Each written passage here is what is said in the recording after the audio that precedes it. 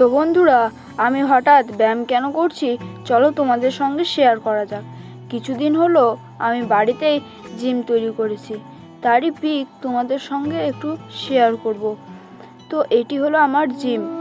এখানে আছে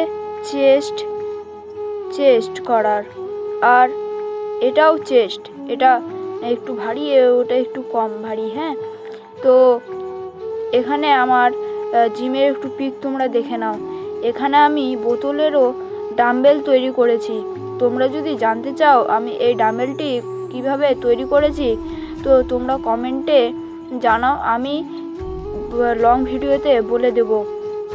তো দেখো আমি কিভাবে ব্যায়ামগুলি করি। এখানে আমি দুটি ডাম্বেল তৈরি করতে দিয়েছি। দেখো, এটা হয় আর এটা হয়।